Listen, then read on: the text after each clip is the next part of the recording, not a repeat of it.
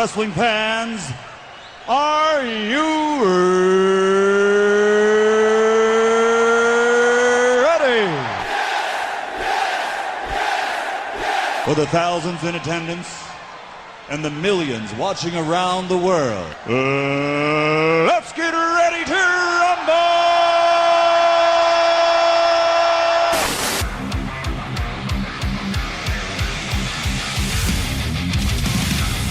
And now, please welcome at this time your hosts, Graham GSM Matthews and RJ Marceau. You're listening to the next era of wrestling radio. This is WrestleRant Radio.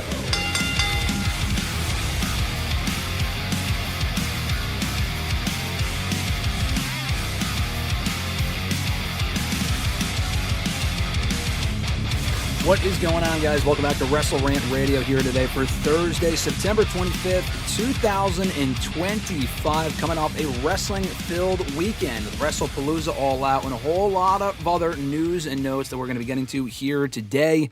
Joining me, as always, though, freshly trimmed bush. And if you did not get the joke or the reference, go back and check out last week's episode. He is not a robot this week. Mr. Marceau, brother, what's going on? I'm doing good. Like you said, all trimmed up. I'm ready for the pod today, and I'm ready to discuss some wrestling. Absolutely. And just a bit of an update as well. In last week's episode, the robot, Daniel texted me afterwards saying that I did not know the R in RJ stood for robot. Evidently, it did last week. But just to correct myself from last week, it was not RJ's fault, all right? Do not blame Mr. Marceau. It was all me. It was a technical difficulty because I noticed it was on my end as soon as we went out last week with the outro was all messed up, and I'm like, okay, definitely my fault. Not that I thought it was your fault because you came back and forth, but I didn't know what it was. I'm making you think it was your fault in the moment. It definitely was not.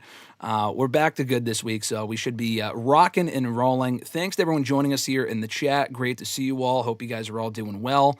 Let me go through this stuff real quick. We'll answer your questions quickly. Then we'll get into what was a pretty loaded week in the world of wrestling. There's a lot I want to get into, so won't spend a ton of time on the chat here today, but new episodes available every single Thursday right here on the YouTube channel in video form. You can also check out the audio version of the show on WrestleRant.com, WrestleRantRadio.com, and all major podcast platforms. Channel members, shout out to you guys, Alexis, Miss Mon, Matthews, Dylan, Giacomo, Mrs. Renee, DJ Swerve1 at Swerve1 on IG, Daniel Malcolm, I saw you there in the chat a little bit earlier on, at I'm Quarter on X, Mr. Marceau himself, at RJ_Marceau on X, John Ritland right here on YouTube, Real Honesty with John Ritland, Richie right here on YouTube as well, Red Planet Wrestling, and shout out to Average Grunt, who was at All Out this past weekend, said he had a great time in Toronto. You can find him on Blue Sky at gruntwrestling.bluesky.social on Blue Sky. More information on the channel memberships down below in the description box. And you can also, at the very least, just like this video, subscribe. All that support is greatly appreciated. Helps out the show a lot. Shout out to Fernando, who said Buenos Dias, also asking Mr. Marceau, what was the best match, Mr. Marceau, he asks, of WrestlePalooza, you think? So spoiler alert, I was in New Hampshire most of the day, so I did get back late right before WrestlePalooza started. I only watched through Stephanie and Io because then I was sleepy, and then I had to go to we went back up to New Hampshire Sunday morning for the rest of the NASCAR race weekend. Nice. So I saw bits and pieces of AJ, Punk, and Rollins and Becky, and same with the main event. So I would say Io and Stephanie. I mean, I think hands down was probably my favorite match of the show. I was a little upset Io didn't win, but I think all in all it was a good match. Yeah, no, that was an excellent match. If you say that was the show stealer, I don't blame you one bit. I think the better and the bigger question is, we were talking over text over the weekend about me being at Universal, how random that whole thing was, but I had no idea that you were in New Hampshire. How was the NASCAR race on Saturday and Sunday? It was good, yeah. So me, Molly, and my dad went up on Saturday. We were there pretty much all day. I think we left at like 5:30.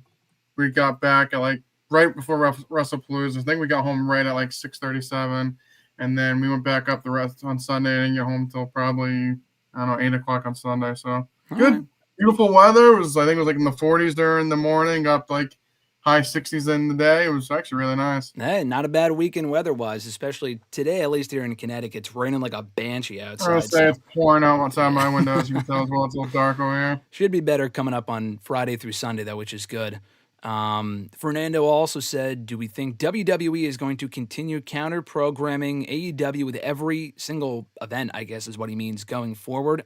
Every single event? No, because they've already set in stone Crown Jewel, Survivor Series. There's no AEW pay-per-views those weekends, I don't think. I mean, they counteract or counter-program their shows, quote-unquote, with like the NXT PLEs, Worlds Collide. They've done that before. I don't think they'll do it every single time, but we talked about this a couple of weeks ago. I think the fact that AEW, I don't know if relented is the right word, but they kind of gave up a little bit. They did not go head-to-head. They were like, all right, we'll push our show to the afternoon so it's not airing opposite of WrestlePalooza. The main event of All Out did, because it was that long of a show. Kyle Fletcher and Adam Page started around the same time that John Cena versus Brock Lesnar was going on. But beyond that, though, they didn't really go head-to-head. Do you think that we'll probably get more instances of this going forward with WWE being like, oh, we kind of won this one, even though they did not have the better show, in my opinion. They were able to push AEW to the afternoon. I feel like they'll probably continue doing that more going forward. Yeah, I mean, I think the rest of the year, I think pretty much everything else is already like pre-planned or already pre-announced. So maybe not the rest of this year, but I mean, I would assume going into 26, they'd continue doing stuff like this. Yeah, I feel like this is only the beginning. Fernando's biggest question, who wins this weekend between the Packers and the Cowboys? Hey, go Pack, go. Cowboys stink. How about them Cowboys? They're terrible. They are terrible, but I have faith, all right? I'm going to go Cowboys for the sake of switching it up. I mean, the Packers are a pretty established, decorated team. I'll go Cowboys. How about them Cowboys? I know that's not what Stephen A. Smith wants to hear, but we'll go with Cowboys. RJ's got Packers.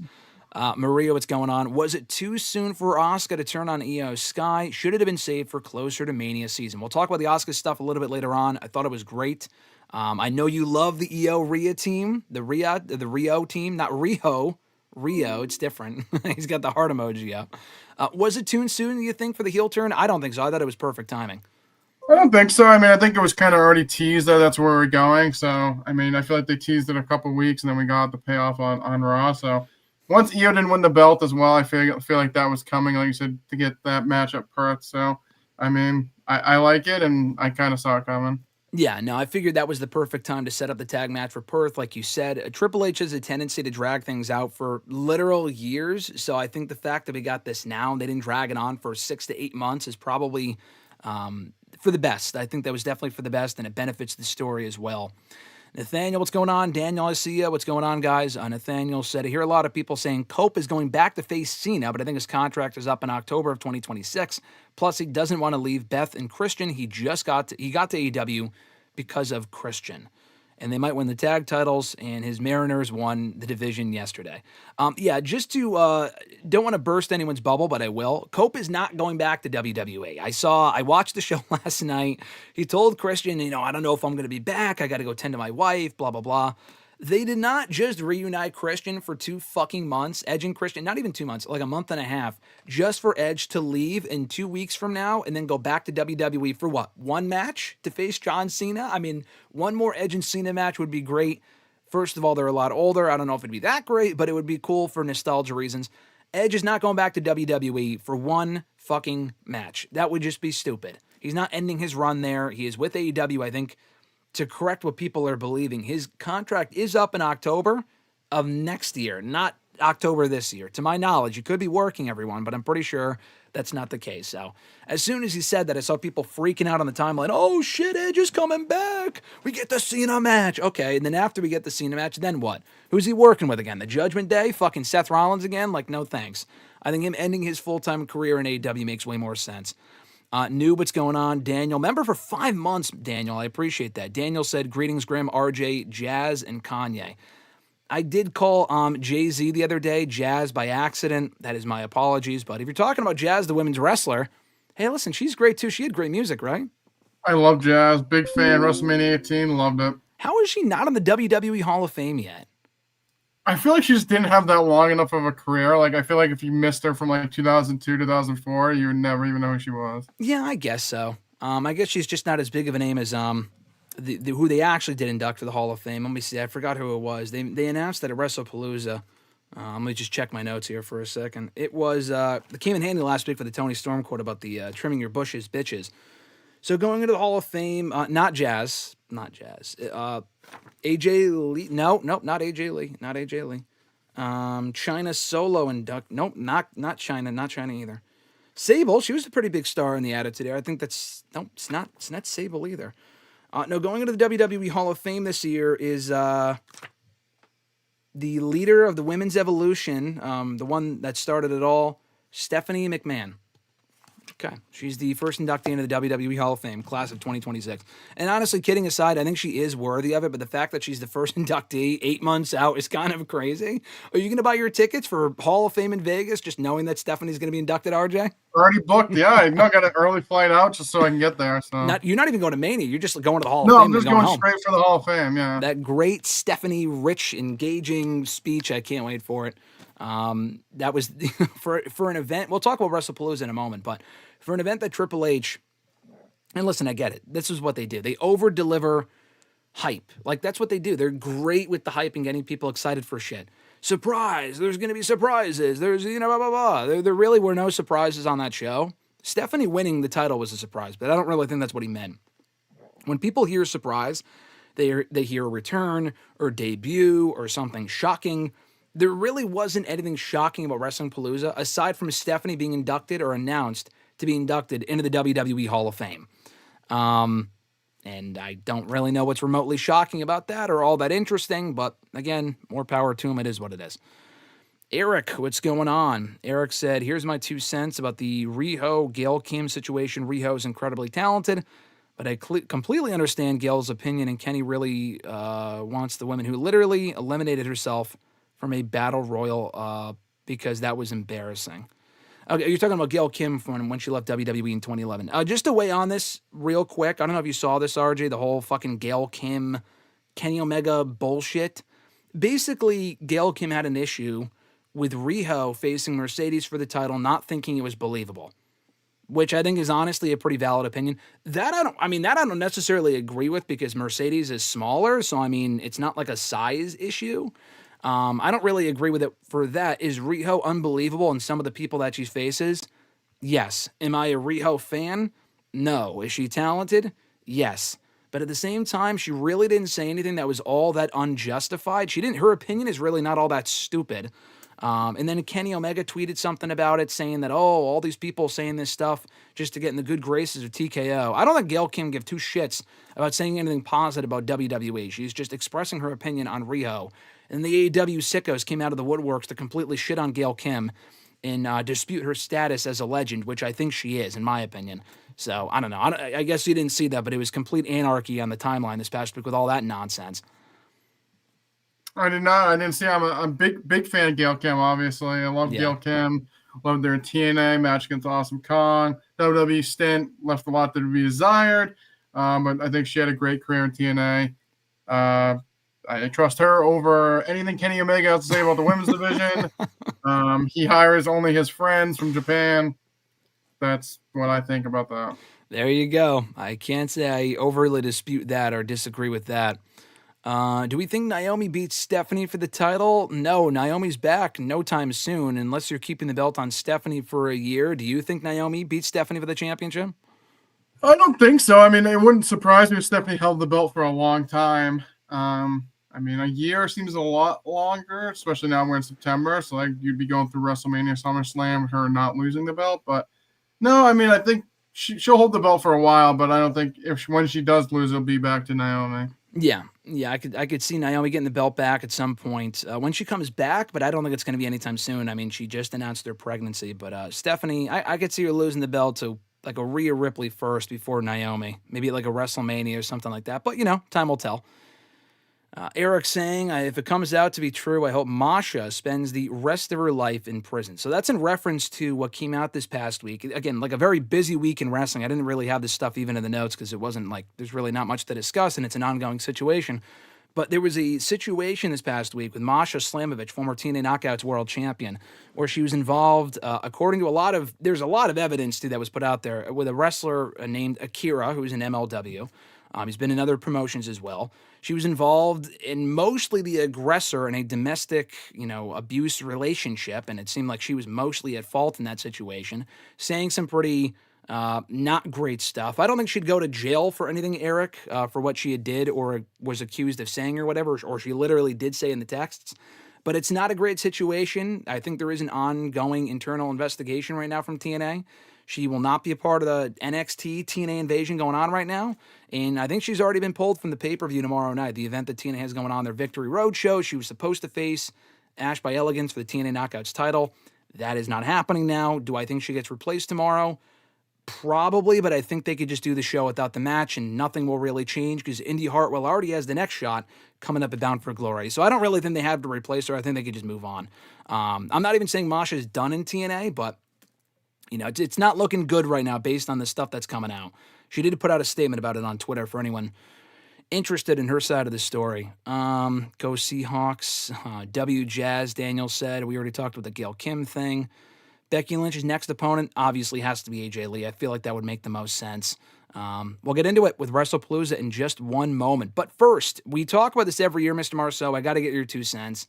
The PWI 500 2025. This is the only time that we will ever talk about the PWI. I never talk about Pro Wrestling Illustrated unless the 500 comes out. But this causes quite a stir every single year. People talk about it for 5 minutes. I saw a lot less chatter about it this year than I did in years past. But I want to see, just based on the promotions that you watch and what you know, and it is worth mentioning, this goes from, I think, June of last year to June of this year, or July of last year to July of this year, whatever it is. That is the ranking period, and the criteria is solely like kayfabe shit. It's all wins and losses. We're not going off of quality of matches. Like, we're not saying these people are the wrestlers of the year. This is just based off of purely booking shit. So their PWI, just the top 10 alone, their top 10 included at 10, Will Ospreay, 9, Mystico, of course, the former Sin Cara, he's been in AEW recently, 8, Seth Rollins, not Seth, that was 8, 7, Swerve Strickland, 6, Jey Uso, a lot of people are going to be upset about that, 5, Hiroki Goto from New Japan Pro Wrestling, 4, Hangman Adam Page, 3, Gunther, 2, Jon Moxley, and 1, Cody Rhodes. Again, if we're going off of wins and losses here, Cody Rhodes barely lost in that period. Moxley's reign as champion was fucking terrible, but he never really lost. So, and Gunther, I think, had a very good year overall in that time period, but he also didn't really lose all that much. So it makes sense. Anything really worth disputing here from what you heard there? Anyone that you think is an obvious omission? No one. I'm trying to think. I think you hit all the ones that I was thinking off the top of my head. Rollins, you said. Jay. People are going to be pissed. J6. I feel like they're going to be way too high. No, I think all the people you said, besides the guy from New Japan, I have no idea who that is. Yeah. I think everything else seemed like it lined up pretty well. Yeah, I think he spent some time as New Japan IWGP World Champion, from what I understand. I haven't followed the product as closely as I once did, but I'm pretty sure he was World Champion over there. The other ones make sense. I saw CM Punk was like 15. I saw Zack Sabre Jr., I think was in 11 or 12 or something like that. I think this also includes, oddly enough, I don't think there was a women's 500. I saw women included in the 500. I think they do the male and the female together now, which I think is kind of stupid because like the highest female could be like 25, and I just don't think that's really fair. I think it makes more sense to just have them split up. I don't know if they do that anymore. I'm not really sure. But at the very least, though, I thought the top 10 made sense. That's probably why people didn't really overly complain about it. I think Cody Rhodes has been number 1 for like the last couple of years, but just because he's been booked so strong, it makes sense. I think people were also mad that Roman Reigns was not on the list at all, but another one of their criteria is you have to have a certain amount of matches, and he didn't have a certain amount of matches within the last year, so he was not included in the 500. So it is what it is, but I thought the top 10 was pretty logical overall. All Out from this past week, I do want to discuss this quickly. I'm not going through the entire show. I did think, as someone who watched both shows, I did think this was the better of the 2 pay-per-views. I enjoyed it overall. I wouldn't go so far as to say it was their best show of the year. I still say All In is their best show of the year, but overall, I still think it was a very good show. Definitely check out Adam Page and Kyle Fletcher for the World Championship. They had a great match. Obvious outcome, but a very good match. We had the return and the reunion of Jurassic Express, which I'll get your thoughts on in a second. I know you're familiar about that. Thumbs down from Mr. Marceau. We got a new women's world champion in Kris Statlander. Evidently, like we said earlier, Tony Storm said, trim your bushes, bitches. She must have trimmed her bush because she's the new world champion, and she did not join the Death Riders last night on Dynamite. Thank fucking God. Daniel Garcia was enough. Statlander's on her own. The coffin match with Moxley and Darby Allin was complete plunder, as you would imagine. No surprise there. Briscoe and MJF, the tables and tax match was pretty much what you would expect. Happy to see Mark Briscoe win, but the kickouts at a pile drivers on tax, I could have done without myself personally, but, that's AEW in a nutshell. The day ends with a Y. What else is new? Adam Copeland and Christian against FTR, very good opener. We had the debut of Beth Phoenix, Beth Copeland. I thought that was cool. I enjoyed that. Eddie Kingston's return, honestly, weakest part of the show. That fucking sucked. I think you'd get a good laugh I don't know if you saw the clips, RJ, but I think you would get a good laugh out of watching the match, and the finish was abysmal. I love Eddie Kingston, but that match sucked. I'm sorry. That was just awful. He was not on the show last night, so seek out that match when you get a chance if you want a good laugh. No disrespect to Eddie, but he did not look great in there last night, on Saturday, unfortunately. The three-way is also worth checking out. Okada, Maskara, Dorada, Konosuke Takeshita. Three-way match for the AEW Unified Championship. Really, really good match. I thought that was great. Obvious outcome, but enjoyed it for what it was. RJ shaking his head. A great match nonetheless. That was pretty much the show in a nutshell. And then Mercedes and Riho was fine, but there was really, no way that they were going to have Riho win the championship. And I also thought the Ricochet Gates of Agony against Hurt Syndicate match was good. I enjoyed that match, and the tailgate pre-show was a complete waste of time. Although on that note, with the women's 10-woman all-star tag team match, blah, blah, blah, they did on the pre-show, it was announced on Dynamite last night. They are introducing AEW Women's World Tag Team titles to the company. So I'll get to that in a moment. But Mr. Marceau, to go back a little bit, I know you didn't catch the show. Jurassic Express is back. Tarzan Boy, they played it. Whoa, whoa, everyone waving their hands back and forth. Thought it was a great moment. I know you were DMing me, how does this make sense? Wasn't he just with him? Wasn't this guy just with that guy? What's going on here? I try to explain it to the best of my ability. I'm not saying it makes complete sense, but I thought the vignette stuff was cool. I thought the moment was great. I was kind of begging for them to break up when they did 3 years ago, but it's been long enough where I feel like it makes sense. Jack Perry ain't going nowhere on his own. I mean, that guy on his own is fucking done for. So putting him back with Luchasaurus, I think makes sense. It's a nice addition to the tag team division. They need more teams. I like the move. I enjoyed the moment. So your 2 cents, Mr. Marceau, and what you saw from the show, or this moment specifically on Saturday, excuse me. No, yeah, I saw you were like losing your mind about it, and then the last time I had paid attention, I thought Luchasaurus was with Kip Sabian or Kill Switch, whatever his dumb name was. So I'm like, okay, Jack Perry hasn't been on TV. That doesn't really make a lot of sense, but I mean, like you said, I guess they do need more teams. So yeah, it is what it is. Didn't see any of the show, unfortunately. It was in New Hampshire. I think Tony Storm losing in a fatal 4-way by a roll-up is just don't agree with nonsensical. That. Happy that Statlander won. Not happy with how it happened. I agree. I mean, if you're going to put him over the right way. I mean, I guess maybe she's holding the belt warm for when she loses the belt. So let me check my notes. Mercedes Moné. 10 belts? So she gets 10 belts, yeah. Besides that, yeah, that's all I got. Yeah, no, I thought I was happy Statlander won, but she did pin Tony, which was good. I just don't know why it was in a 4-way. I thought that was kind of just stupid. She did win with Wheeler Yuta's finisher. I think I DM'd that to you when we were talking about it. So that was like the story. Oh, she joining Death Riders because she used Wheeler Yuta's finisher or whatever. I get the storyline aspect of it, but she could have done that in a, let me check my notes here, a one-on-one match. It did not have to be a 4-way. It really just existed to get Jamie Hayter and Tekla on the show, which is fine, but there was really no reason, if they weren't going to factor into the finish at all, for them to be in this match. I mentioned this earlier, but I do want to get your thoughts on this. I already know what the answer is going to be, but I want to get your answer or your thoughts anyway. Like I said, they introduced tag team titles last night for the women, which honestly, so I have shit on the idea before, and I'm not going to sit here and say I love the idea, because I think there's a very high chance this will be something that starts out like as important. They put a lot of emphasis into it, like the trios titles, and then eventually within a couple of months, they'll just forget about them, become props, a la the WWE Women's Tag Team titles that have been around for 6 years now, 6 years too long. They don't give a shit about those belts, although I do like Alexa Bliss and Charlotte as champions. They just don't give a shit about that division. They do have a lot of women's tag teams right now. I will give them that. They have a lot of women's tag teams, a lot of talented women they're not doing much else with. Granted, there's not a whole lot of storytelling going on right now. That could be a difference maker. But this will keep some of them busy and give them something to fight for, as opposed to fucking all-star matches and $500,000 matches. So there is that. Less is more. I don't think we need more belts, but I don't completely hate the idea of women's tag team titles. Do you have any interest in seeing tag team titles for the women in AEW? I already know the answer is no, but do you have any insight beyond what I just said? No, I mean, it's same with WWE. I just don't think it's necessary.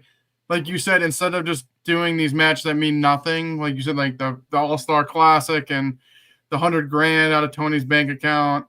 I mean, all you do now is just putting 2 belts on the line that realistically then they don't really mean much. True. I guess it's like dressing up. It's like putting lipstick on a pig, I guess. I mean, you're trying to dress it up as something different, but it's still the same thing you're already doing. So, I mean, they do have a lot of teams, like you mentioned, but I just the tag belts of the women. I mean, in WWE, NXT, TNA, AEW, your local mud show. It just doesn't seem like it works. So I would stick away from it. I think it works when you have the proper stories surrounding them and you actually put emphasis on the division. Tony Khan, in the 6 years he's been running AEW, has done a better job of the women's division. That can't be disputed. But he hasn't done as good of enough job. Like, we had the world title, the women's world title defended in the main event of Dynamite last night. But overall, on one hand, you cannot name 5 amazing stories that they have told with the women since the start of AEW. Obviously, Toni Storm and Mariah May, that's number 1. That's not even close. The rise of Mercedes isn't really a story, but they've booked her obviously like a star because, I get it.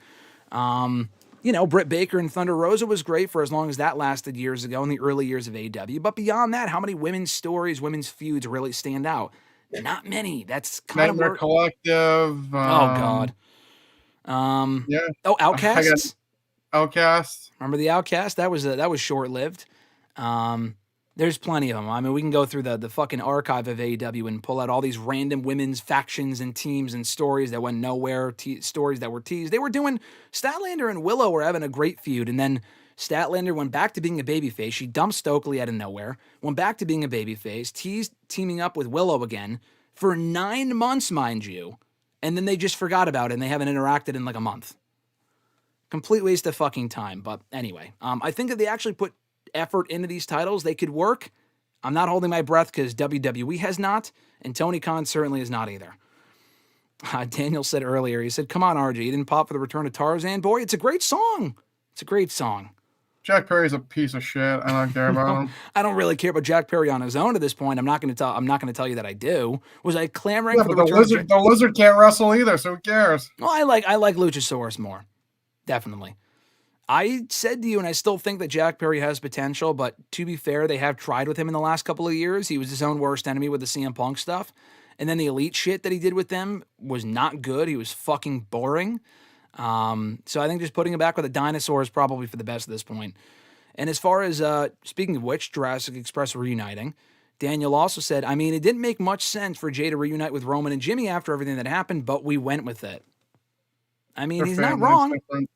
It's because they're family? Yep.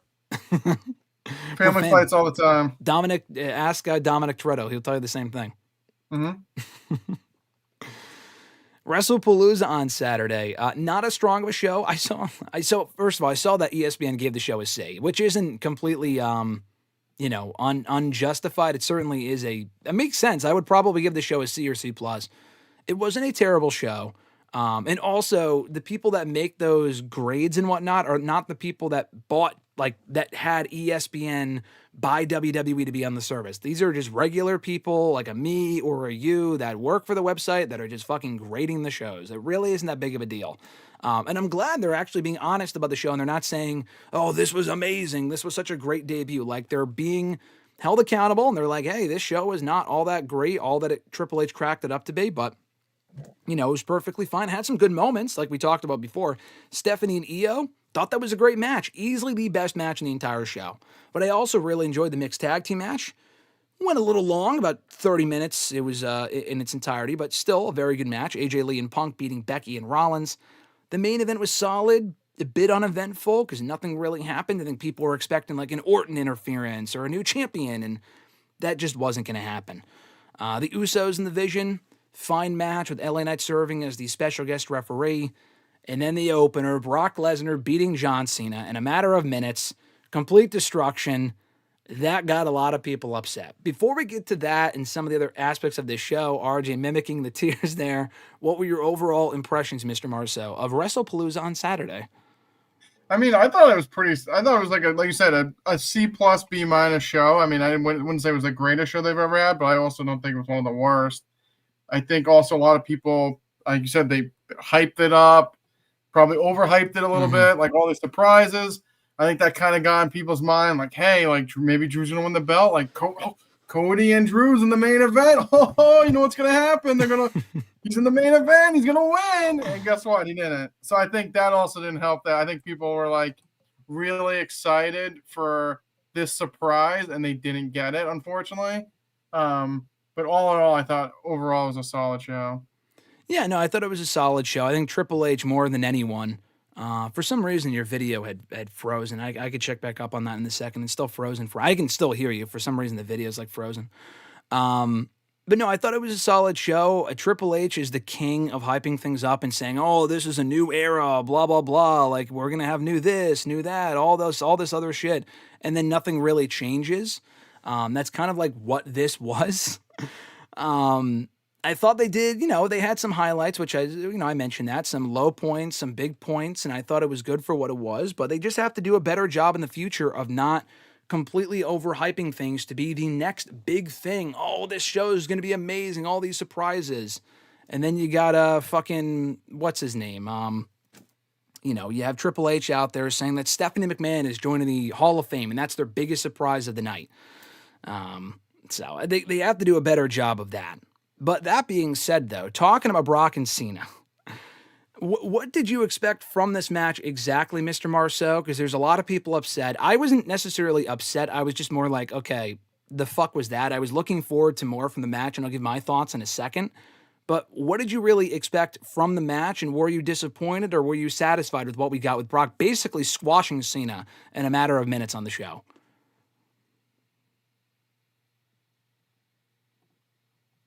Oh, hold on. I think we lost Mr. Marceau. He is still frozen, and I think we lost him as well. Give me a second. Oh, I got to add him back in. Give me a moment. Can you hear me? I can hear you. Yep.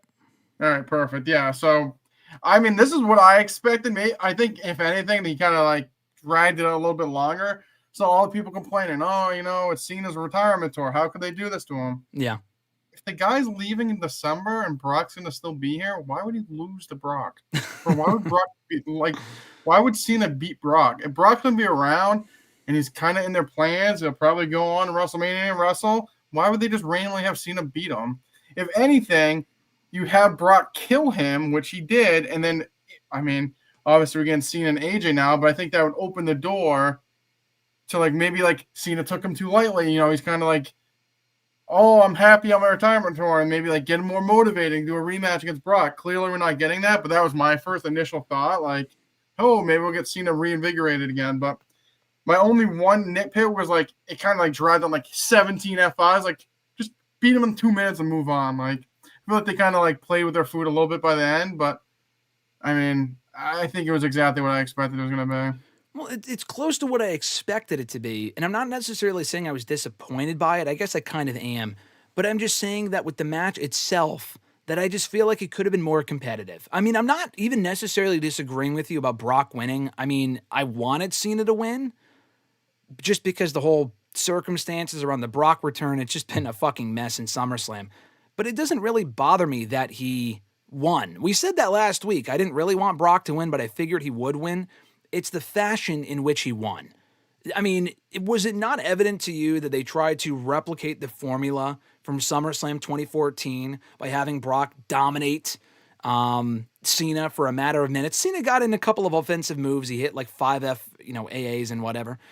All Brock really did was hit an F5, kick out, AA, kick out, F5. Okay, he wins. I'm sorry, that was fucking lazy. I think the opening video package touting ESPN now having WWE on their service lasted longer than the match itself did. And I'm not saying it should have been a 30-minute classic, but we know these guys, granted they're older, but we know these guys are capable of better. Even their match from Night of Champions back in 2014 was better than this. this was basically the SummerSlam match. I just feel like there was a better way of doing this match than just replicating what they did at SummerSlam, but just worse. I'm not even saying Brock should have won, like lost, win. I think he should have lost, but it's not that big of a deal. I just would have rather seen a more competitive match. And it's not like Cena's been a loser since he turned babyface. He kicked out of what, 10 crossroads at fucking SummerSlam? Yeah, dumb. Which I agree with. That was dumb too. And then people get upset when Drew McIntyre loses to one crossroads in the main event, which is how it should be. But then you do shit like this, it's just inconsistent. But it's not like Cena's been down on his luck. He just beat Logan Paul. He wrestled Sami Zayn for the U.S. Championship recently. He beat Cody Rhodes, or he faced Cody Rhodes in a great match at SummerSlam. I just thought the story, or lack thereof, in this match was just fucking awful. I just thought they tried to do what they did at SummerSlam, and it did not work remotely as well as it did 11 years ago.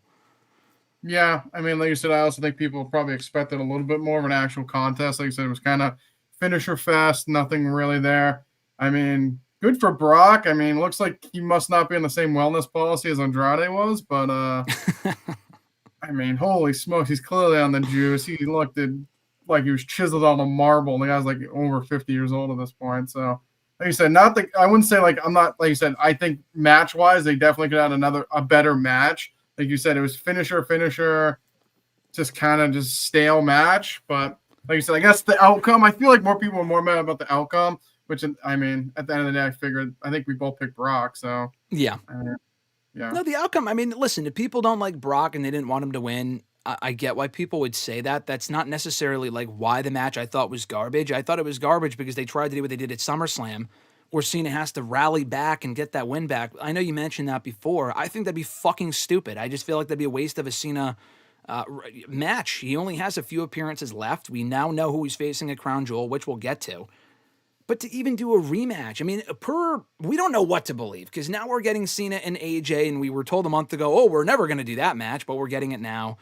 And now we're getting Cena and Brock, or we got Cena and Brock, and now we're being told, well, they're not doing a rematch. Well, it looked like they were going to do a rematch based on what went down here. It's just so inconsistent, and it's strange. I mean, I'd rather they not run this back. Would you agree? Like, do you want to see a rematch after what we got on Saturday, or would you rather they just move on? I mean, I don't think we need a one-on-one match. I mean, obviously, Brock's teasing some alignment with Heyman. Maybe you get Cena in Survivor Series and War Games. Brock's on the one side, Cena's on the other.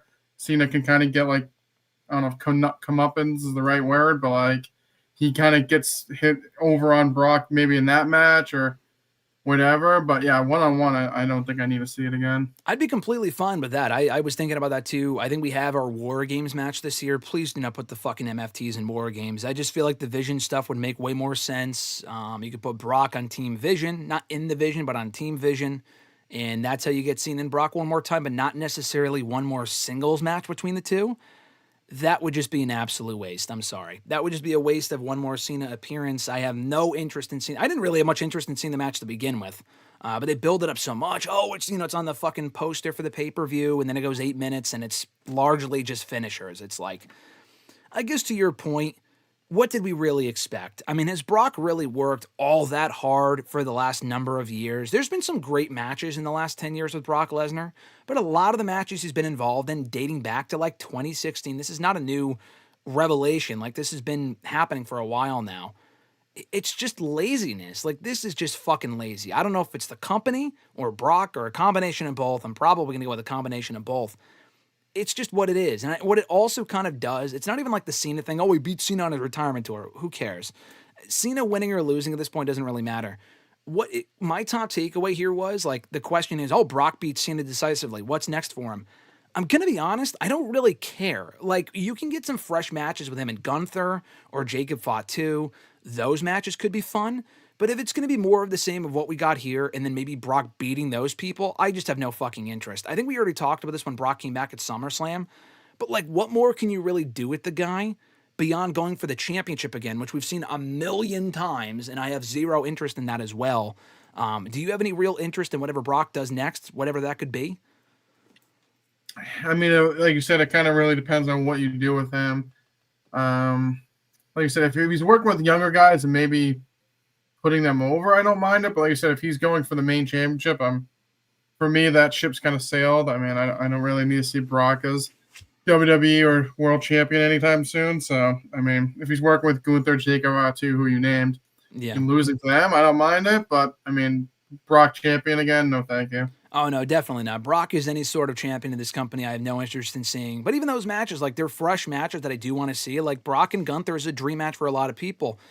But if it's just going to be F5, F5, F5, powerbomb, choke, F5, like, we kind of saw that with the Bobby Lashley matches. That was the dream match for a long time, too. And some of the matches were decent. They weren't necessarily bad, but, bro, we were there for one of them. We were there for the Elimination Chamber one in 2023. F5, F5, Dominator, Spear, F5, DQ, which never really had a proper resolution either. They just fucking ended it and moved on. That was so lazy. That was before Brock even had to leave and go away for some undisclosed reason that was never made clear on the air. But yeah, I don't know. I'm just not really overly excited for whatever Brock does next. Coming off of what we saw here, if this is the shit that he's going to be involved in match-wise, I just don't give a fuck. I thought the SmackDown segment they did last week was great. Him laying out Corey, I thought that was cool. Like, Brock doing that sort of shit, that's when he's in his element. But when they have him out there during these matches just hitting his finisher 10 times, it's almost like not even the same person from not even 10 years ago. But, like, I know he was 20 years younger at Mania facing whatever his name was, Kurt Angle with the shooting star press and all that other sort of shit. I know that was from a while ago. I totally get it. But they could definitely have him back doing stuff and just being more motivated. I just feel like that would make way more sense. So it's definitely something I feel like they could do a better job with Brock, putting him in storylines that are actually exciting and have potential. As of right now, though, it's just one of those situations where it's like, I really don't care to see him back anytime soon. The War Games match is cool because he hasn't done a tag team match in a long time. But he's just in that mode of going. He is literally going through the motions. And if that guy's going to be in there beating Gunther and Jacob Fatu, I say to that, no fucking thanks. I'm sorry. Works for me, pal. Works for me. All right, Mr. Marceau's camera is working once more. Just give me a second here. Well, you guys on the other end will see me. Mr. Marceau, you will not see me for just a moment. Let me just switch something off real quick. Hold on. All right. And Mr. Marceau, you can still see me, right? Perfect. Mr. Marceau's back for you guys as well. Grunt is joining us here in the chat. He said, RJ, did you enjoy All Out? I did. All of what I saw, I loved it. He was actually there in attendance. Daniel said, Jack Perry is indeed a piece of shit, but Tarzan Boy is goated. It is a great song. How long is Cody WWE champion for, you think, Mr. Marceau? I feel like the rumored finish, because we heard those reports over the last couple days, Cena was supposed to lose, Cena was supposed to win, and then Brock had to win instead, whatever. The other report from that same report from bodyslam.net was that Drew was going to win on Saturday with Orton accidentally costing Cody the title. I don't think they did that because they want to do Cody and Seth at Crown Jewel, which is a better match than Seth and Drew, by the way, if they're going to do champion versus champion. I think we could just see that at Survivor Series. I don't think Cody is necessarily a champion through Mania. I think he could lose the belt before the end of the year or at the Royal Rumble. But just my opinion, though. Yeah, no, I completely agree. Like you said, when they're going into Crown Jewel and doing like the champion versus champion match, I'd rather see Seth and Cody than Seth and Drew. And if you're going to, like, a big turn on that, like you said, with Randy costing him, I think Survivor Series would be a better moment.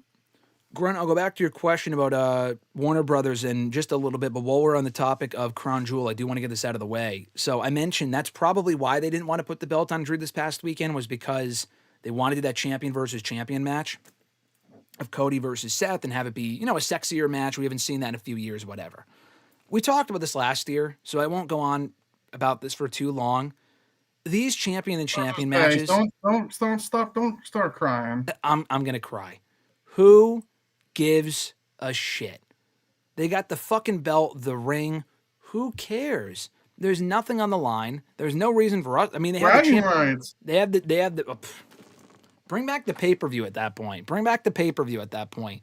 I just feel like the issue with this, and I don't want to complain too much because I will say this: the segment on Raw this week with Rollins and Cody was great. That was a really good segment.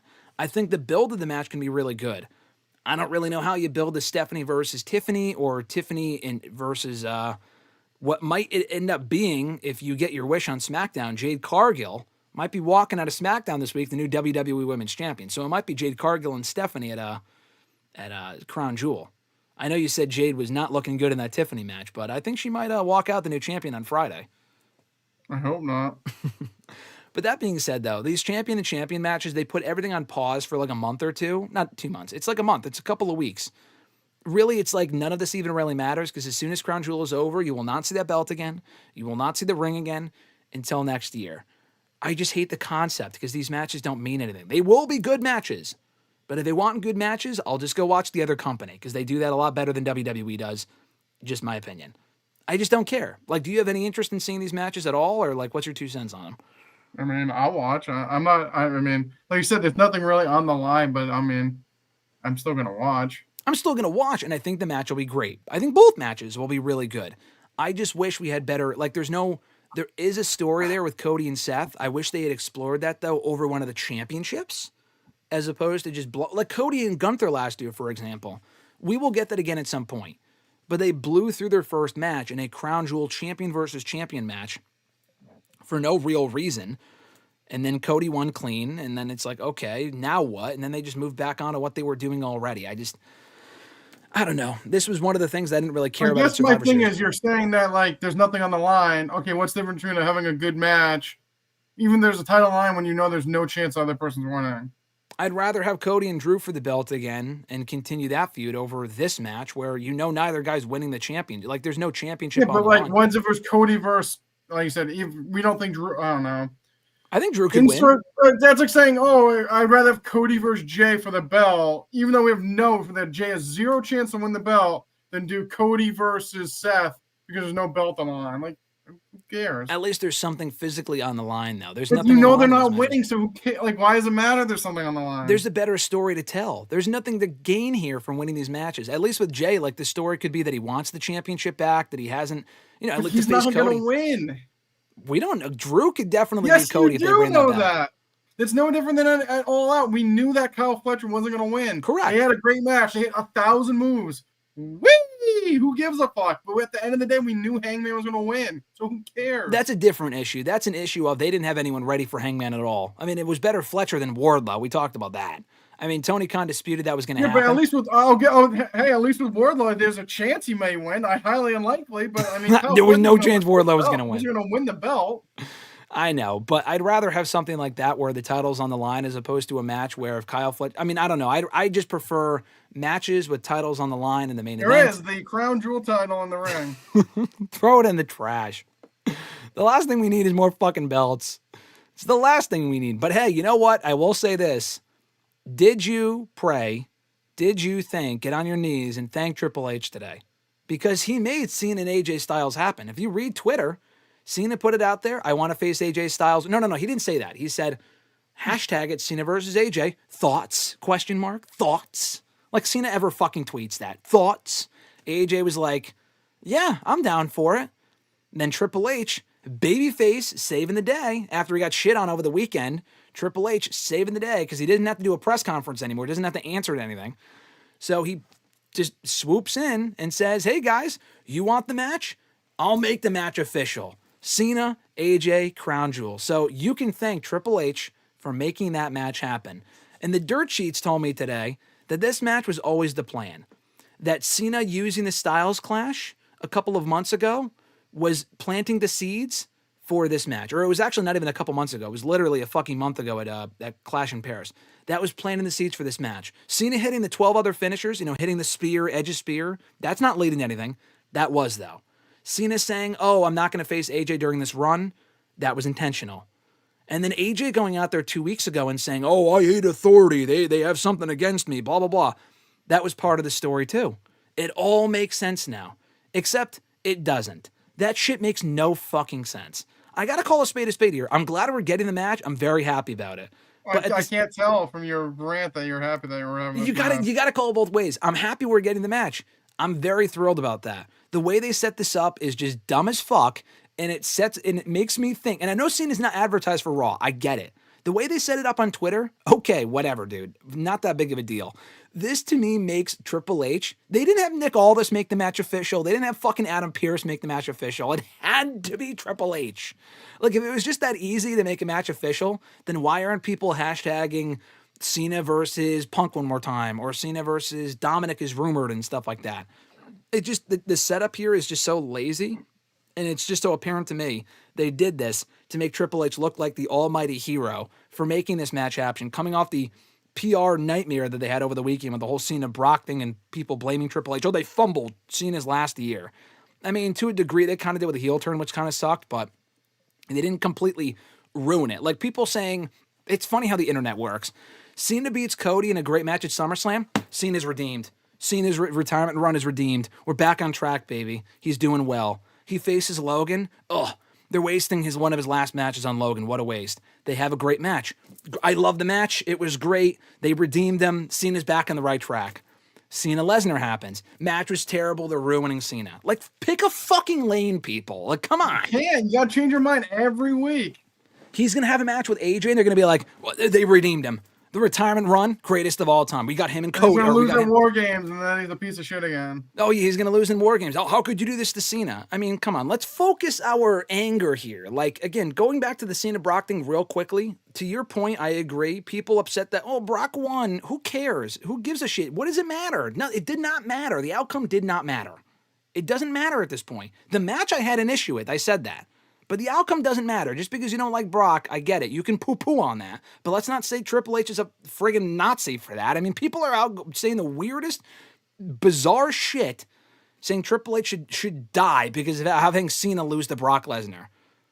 Stop. It's ridiculous. It is ridiculous. But on that happy note, what are your thoughts on Cena and AJ happening at Crown Jewel? I honestly could care less. I might be in the minority. This match does legit nothing for me. Doesn't mean anything? Absolutely not. But I'm glad we're getting it. See, that's coming from the guy that just bitched him on that there's stakes on the line, and this is just a throwaway match.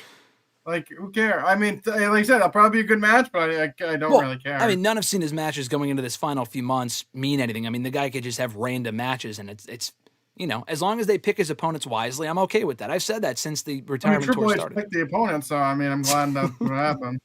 The whole Triple H thing is just fucking funny to me. I can't. Grunt asked, I did not know this. He said, what are the thoughts on Warner Brothers no longer having exclusive rights to all AEW programming? Was that a new thing or is that an old thing? I don't know. Does that mean they can bring one of their shows to another network? Like, there was all that talk about a year ago. Oh, they're going to do a third show on Fox. That never happened. Shockwave or whatever it was called. That never fucking happened. So I don't know. Any thoughts on that? I don't really think this changes much. I mean, there's not really too many other networks to go to at this point. So guess we'll wait and see. Fernando said, Cena should have went undefeated until his very last match. Flair, Shawn Michaels, Taker had way better farewell tours than this. No, Cena did not have to go undefeated until his last match. He didn't. Why? Why does he have to go undefeated? I don't get that. He doesn't. He shouldn't lose every match, but he doesn't have to go undefeated either. He lost the first two matches he was in to start the year anyways. Now all of a sudden he shouldn't have lost any matches. Well, then he starts winning when he was champion. Well, he should have lost those matches. Oh, I'm not saying Fernando's saying that, but everyone's opinion on this is different. I think what they're doing, the way they're having him book, they're booking him to win and lose, I have no issue with. It doesn't really matter. It's not like they're building him to a title match. They already did that, and he had the title, and it wasn't great. The promos were ass, and the matches I actually enjoyed. The Cody Rhodes match of Mania sucked. Also, outside of Flair losing to Shawn Michaels, I couldn't tell you any other matches he had leading up to that. Well, I could tell. I mean, he had a couple with Vince. He faced Mr. Kennedy, MVP. He did not. I'm serious. I mean, this sounds like the greatest retirement run of all time. He said Mr. McMahon, Mr. Kennedy, and MVP. Okay, so those matches, he did have a better retirement tour than Cena. I will say that. And also the Undertaker. I mean, all the shitty matches he had then. Holy smokes. Wait. Yeah. Go back to that question for a second. Go back to that part of the question. When did Undertaker have a retirement tour? What retirement tour did he have? He had great match, bad match, great match, bad match, bad match, bad match, great match, bad match. It wasn't a retirement tour. He randomly decided one day after the COVID match at Mania, yeah, I'm done. I mean, just to call a spade here, Fernando, he didn't really have much of a tour. Shawn Michaels, I mean, what farewell tour did he even really have? He won the titles with DX. He did do that. the last couple of months of Shawn Michaels' run were great. I don't know if it was really a farewell tour. If you want to call it a farewell tour, talk about Sting. That was more of a farewell tour, and that was obviously better booked than Cena's. I mean, that's a fact. And a throwaway tag team? Yeah, great. I mean, come on. You're going to say Cena's retirement tour with the heel turn was better than Sting's? He was at least involved in some pretty big matches, and a lot of those matches were Cena. good. What'd you say? Cena was a big match. He main evented SummerSlam and WrestleMania. Yeah, but on the way out, like the Cena heel turn, had they not turned him heel, I think there'd be more of a conversation there. The heel I turn think the really turn. went. I don't think the turn was bad No, per it se. wasn't. Just the way it executed was horrible. No, I agree. The turn itself was amazing. Even though we said going into it, it would make no sense. And guess who was right? It didn't. Guess who's right 6 months later? We are. Because it made no fucking sense. Rock? Is he coming? Last match with Rock? Check the notes. Dwayne's coming back, baby. Dwayne and Cena. Dwayne and Cena 3. Coming up in Washington, D.C. Coming up in Nation's capital. Trump is going to be president, baby. That's going to be our last match in December. President's going to be up and at him for that one. God. Oh, God. Rock, we still have to, he has to come back. He's coming back. He's going to explain the whole final boss and Cena, selling out. The soul will be on the line. The soul can be on the line for Cena's last match. If you want stakes, that's some stakes. Oh, my God. What should be next for Brock? We already talked about that. I don't know, and I don't really care currently. Do I remember Brock versus Omos in Mania? I would like to forget it. It wasn't a bad match, but I don't really know why that match even happened. I was gonna say that honestly, for how many people crapped on that match, like, was it great? No, but it was exactly what it needed to be. Yeah, no, it was exactly what it needed to be. If Netflix buys Warner Brothers, what happens to Dynamite and Collision? I don't really think anything. They signed a contract for 5 years. I don't think that. First of all, I don't think that's going to happen.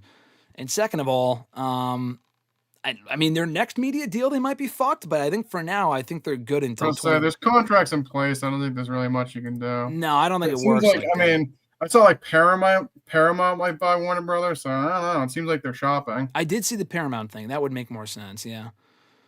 Who should win, Cena or AJ? Nathaniel asked. Probably Cena. AJ can barely beat a Grande Americana. Why the fuck would he beat John Cena? That's another reason why I don't think this match means AJ's like couldn't be bigger a loser right now. They built it up in advance. I just said that he did it. Come on, man. You're not listening. You're not listening. Let me get the notes. Hold on, guys. I got to pull up the notes here. 1 second.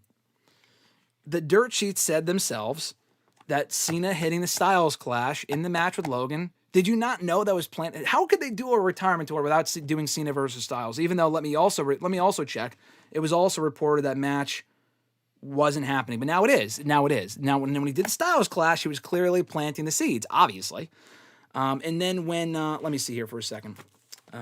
Cena said, and I quote, I can't face everyone. That includes Rollins and Dominic and Styles. That was meant to create more interest in the match, even though people were already interested in seeing it, but it's fine. It's no problem. It's not a big deal. And then the kicker, best part reported, AJ went on Raw a couple weeks ago. We talked about it. The shoot promo from AJ Styles. Phenomenal. One of the best shoot promos I've ever seen. He said, I have an issue with management. I don't know who back there wants me gone, but like there's a conspiracy against me is basically what he said. Come on, man. How the fuck did you not see this coming? Clearly that was planting the seeds for Cena and AJ, because then Triple H, the guy backstage, is the one that AJ has an issue with, and he is the one back in AJ's good graces because he made the match official. What part of that doesn't make sense? That makes perfect sense. I think it all lines up. I think I just put myself in a logic pretzel. That shit is so fucking twisted. It makes zero sense, but hey, that's just me.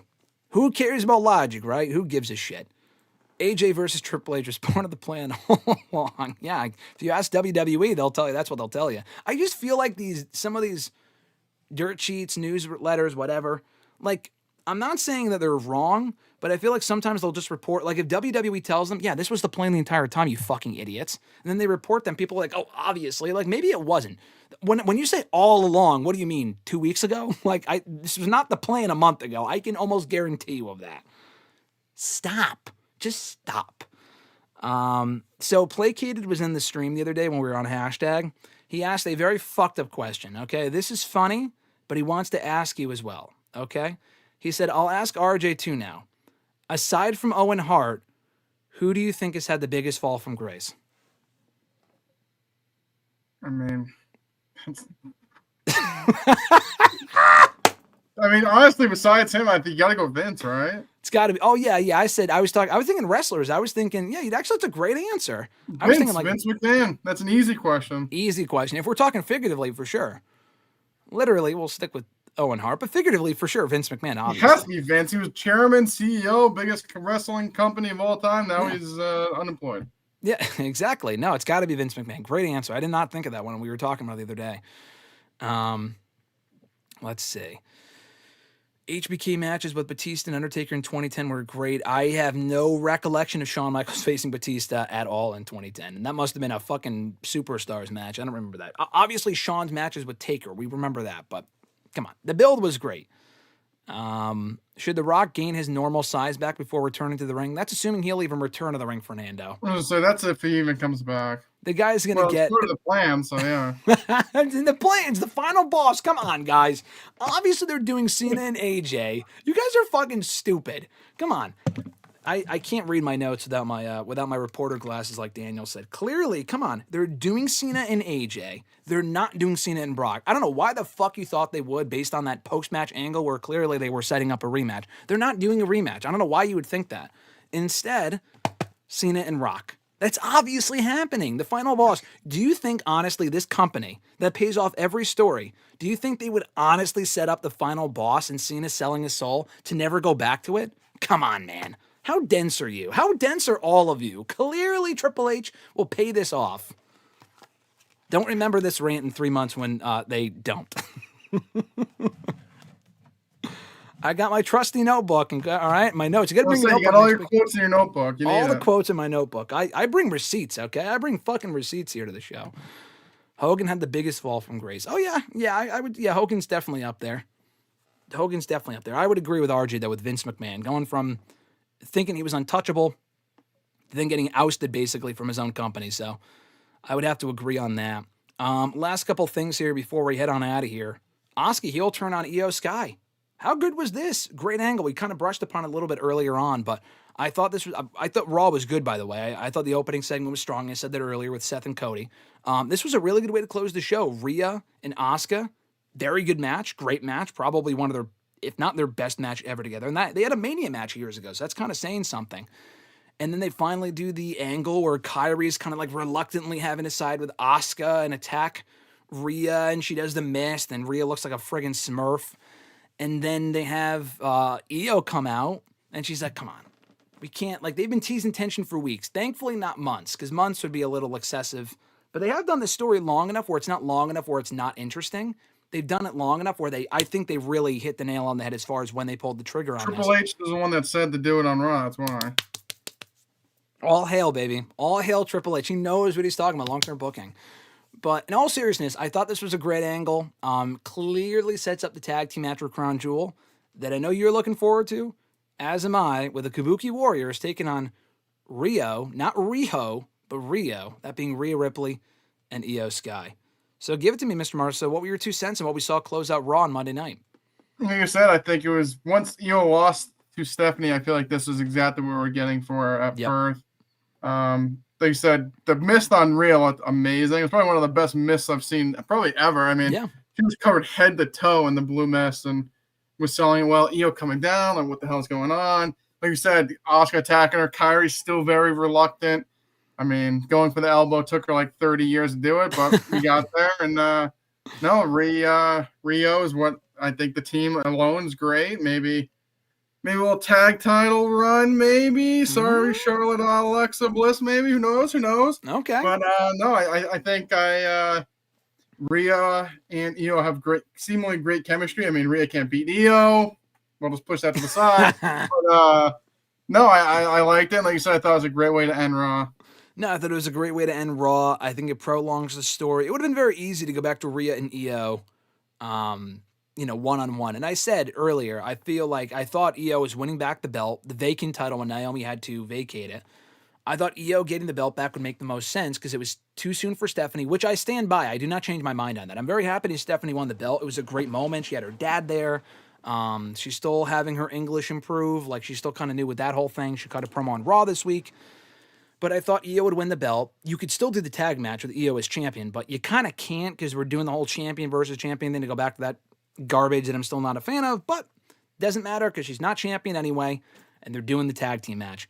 But yeah, this can lead into Io versus Rhea, where Rhea will get her win back. Rhea Via will reign supreme in the end and finally beat Io. I don't know where that happens. Maybe at WrestleMania. Maybe it's a match that where there's nothing on the line. I don't know, but that will be the end game. Maybe they'll still be tag champs to do like a Rey Mysterio, Eddie Guerrero, just Could WrestleMania 21 to stay. Just a good old fashioned wrestling match. Hey, I like that. I like that idea a lot. That could certainly work. But I mean, you said it a couple times now. It sounds like you're excited for the idea of Rhea and Io versus Charlotte and Alexa Bliss. That's a pretty star-studded tag team title match if you really want to make those belts important.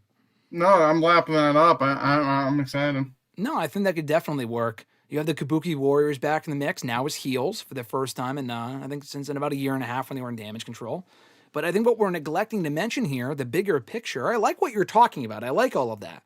But let's not lose sight of where this is really leading to.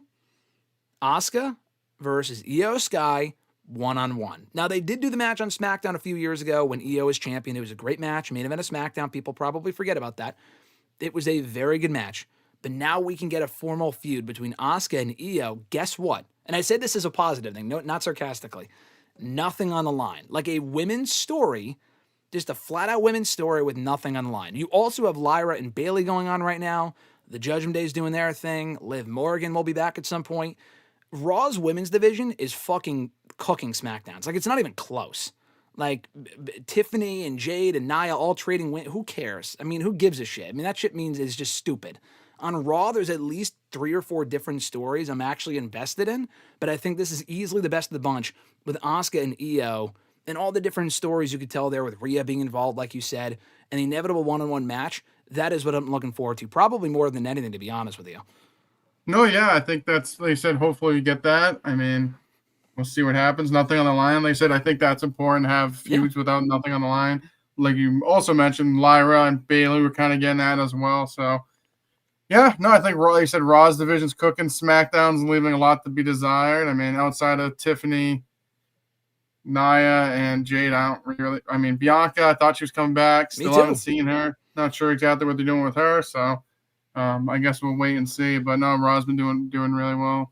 I didn't even mention Becky Lynch and AJ Lee. I mean, Becky's been doing a great job as IC champion. We're probably getting Becky and AJ next, like we said earlier, with AJ tapping out Becky Lynch at WrestlePalooza. So the future of the Raw Women's Division is looking very bright. They could certainly share some of the love with SmackDown. I don't know if you need to move some names over. Like, just move Lyra and Bayley over together, and they can have their feud on that division. Because, like, Julia facing fucking Michin in, like, 2-minute-long matches, who cares?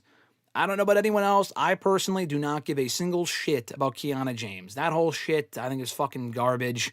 They got to really inject some new life into the SmackDown Women's Division. I just don't give a shit about that at all. I know Millennial Noob's a big fan. He said this is going to be the best story on Raw. I definitely think the Asuka Io story might end in a good way, probably at WrestleMania. I don't see it going on that long. That's 7 months from now. But maybe until then, that's definitely possible. They could drag it out till then. It's there's a possibility there. This is my Blutality placated, so it could be Rhea Smurf's theme. That's definitely possible. Asuka and Io last woman standing match. That would be great, Fernando, if that's the ultimate end game. Grunt mentioned apparently the Warner Brothers exclusivity is something SRS brought up in a recent Q&A. The source article I found was from Ringside News. Well, there you go. I would listen to Fightful. SRS, he's definitely got more credible information than fucking Ringside, so definitely be careful who you're reading up on. But that could be true, though, if Fightful's reporting it. Fernando said, I broke my hand before it did not take this long to heal. Yeah, Bianca's been out since April. I am shocked that she's been out this long. The SmackDown Women's Division can certainly use her. And then Fernando's other question, who should Stephanie defend the title against on the next PLE? Oh, she's not defending. She's going to face either Tiffany, Nia, or Jim. Who should she defend the title against? Okay. Okay, my bad. It's a great question. That's why I was surprised she won, because there really isn't a heel that's like popping off in my face right now on Raw. That isn't busy.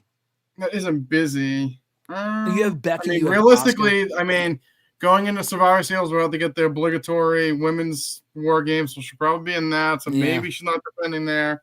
Yeah, I mean, maybe once Bayley and Lyra wraps up and Bayley beats Lyra because it makes no sense. Maybe do Stephanie versus Bayley just to do that. But yeah. Yeah, that could work. I think Bayley will be the one that's free next. I don't see Becky being free anytime soon. I don't see Asuka being free anytime soon. I would say plug in Roxanne Perez, but she can't fucking buy a win if they gave her the money to buy it. I mean, come on. Lost again on Raw. She lost again this week. Raquel can win. Roxanne can't buy a win to save her life. It's Stephanie versus Raquel. There you go. First. Raquel, yes. Roxanne, a better match. No chance for Roxanne. She's just pinfalls like they're fucking hotcakes. Oh my god. I didn't expect her to beat Bayley, but like, can we get like a fucking DQ or like? Can she beat Kairi Sane or something? Saving grace. Can she beat somebody? Come on, man. It's ridiculous. Last thing here on NXT this week, TNA Invasion. TNA finally invading NXT. I honestly thought this was well done. They foreshadowed it to no end. This was not exactly... It would have been funny if they did this last week in the Homecoming episode, because when we had SmackDown invade Raw, you probably remember this because you were watching back then, 20 years ago on Raw, almost exactly, SmackDown invaded Raw on the Raw Homecoming show when they went back to USA Network in 2005. They did not do that on the Homecoming show of NXT last week, but they did do it this week. They made it very predictable. They showed all the people backstage, and they basically were telling you, hitting you over the head with the idea, TNA is coming tonight. But this has been in the works for a while now. I don't know why it took so long from a storyline standpoint, but I'm looking forward to it as someone that watches TNA and I like their roster. I mean, granted, a lot of the people in the ring on Tuesday are fucking from WWE. You had Dana Brooke in there, Cedric Alexander, Zachary Wentz, Zack Ryder, now Matt Cardona, among many others. The Iconics were out there. All people that used to work for WWE. Even Kazarian used to work for WWE once upon a time. Still, though, did you catch the angle, Mr. Marceau? And regardless of whether you did or did not, what are your thoughts on TNA now invading NXT and if this is increasing your interest in the angle going forward? Yeah, no, I did see. I thought it was pretty decently done. I mean, you said it there. Pretty much everyone that invaded were people from WWE prior.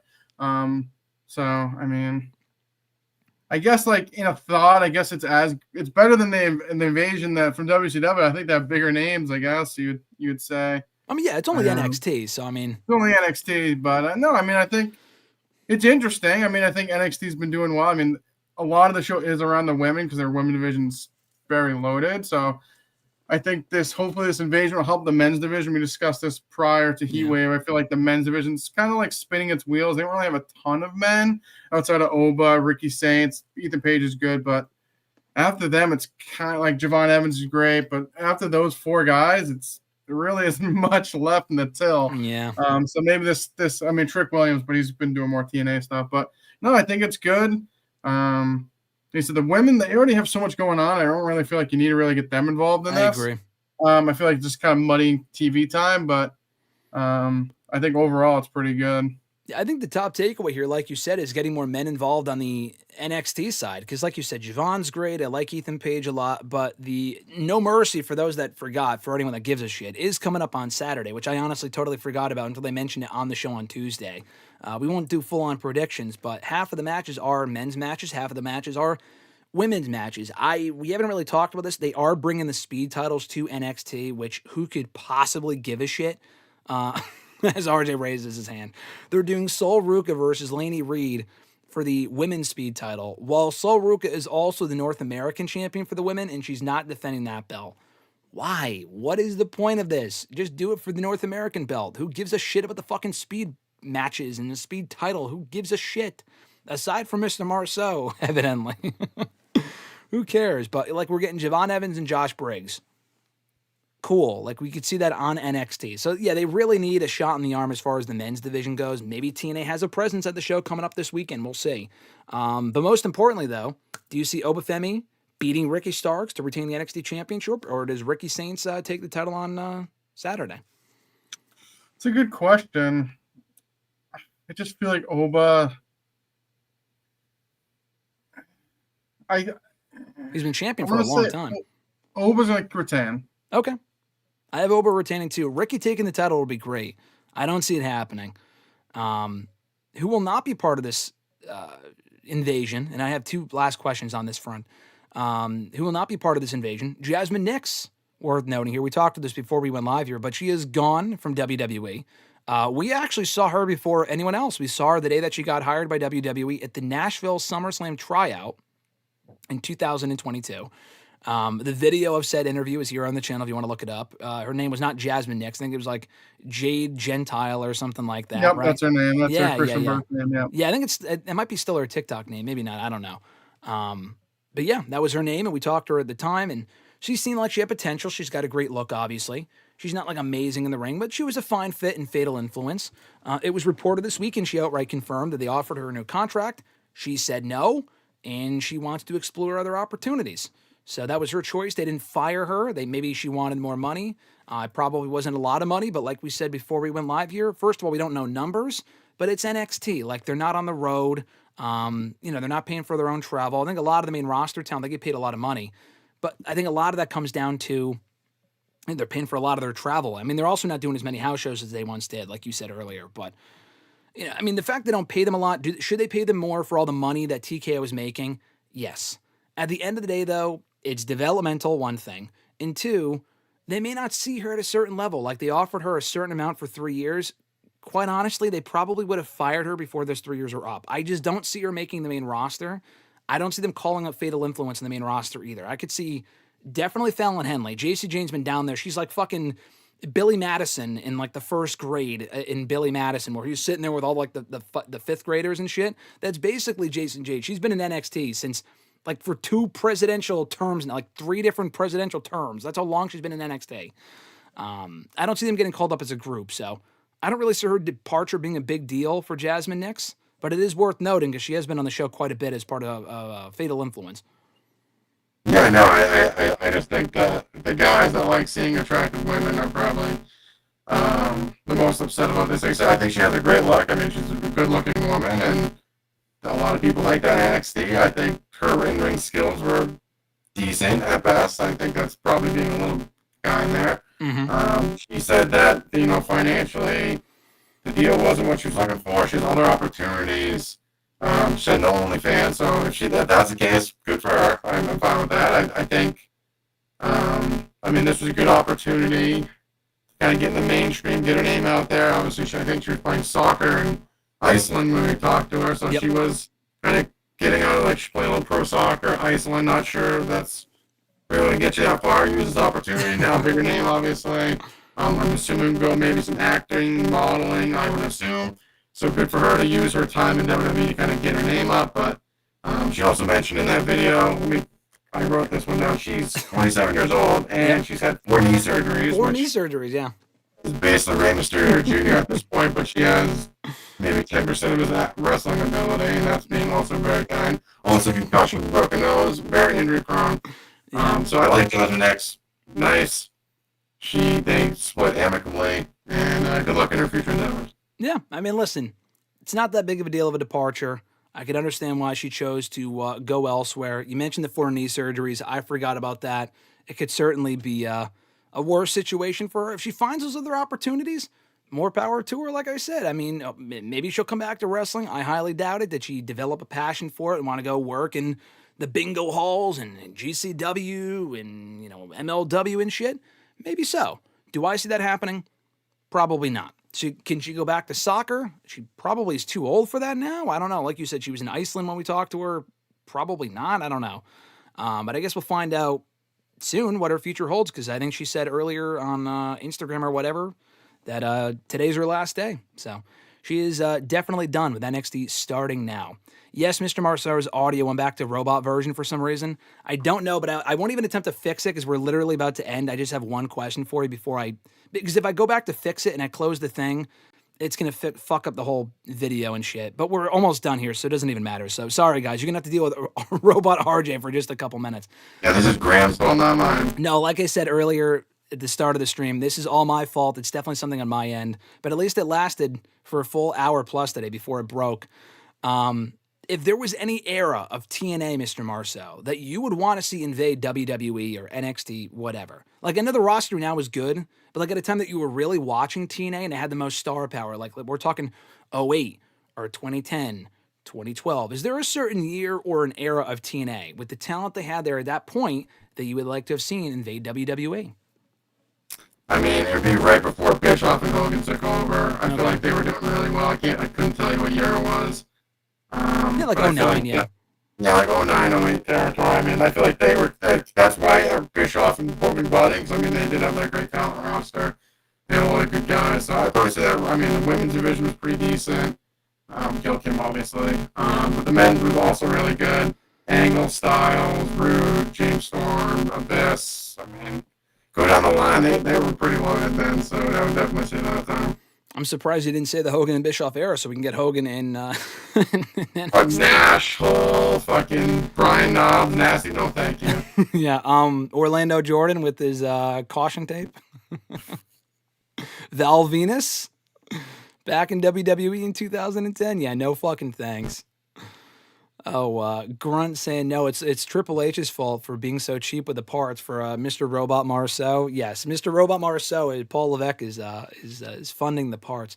And Hunter also said apparently her boyfriend, talking about Jazmyn Nyx, is a big part of Squid Game, so he has bread. You are right, actually. I did not know that until a few months ago. He's not on Squid Game. He's on Squid Game, the reality show. I forgot what it was called, but they did a reality show about Squid Game, like a real-life Squid Game, a U.S. version.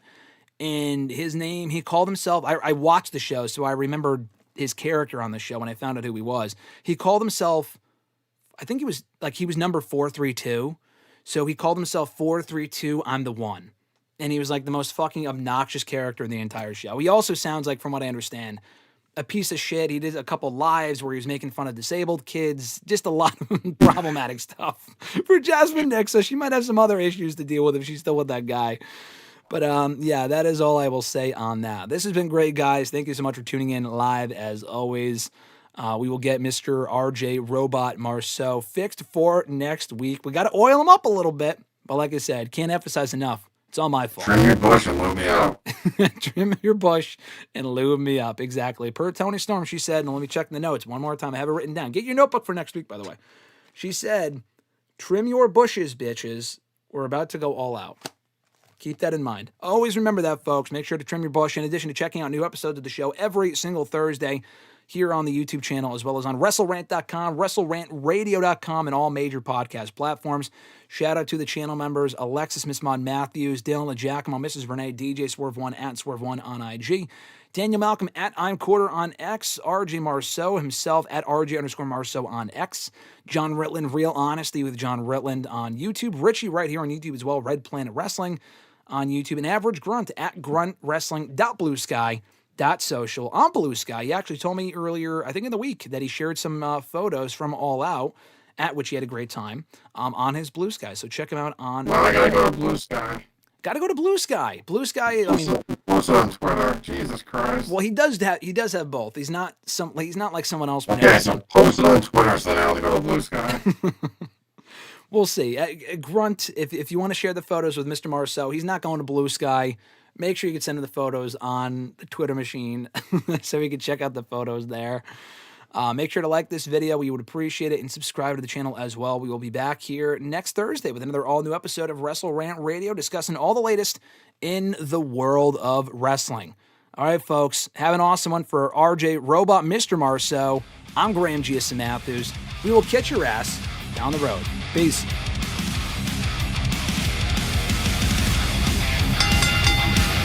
Join Graham GSM Matthews and RJ Marceau every Thursday as they run down their weekly wrestling rants, offer expert analysis, host exclusive interviews, and more.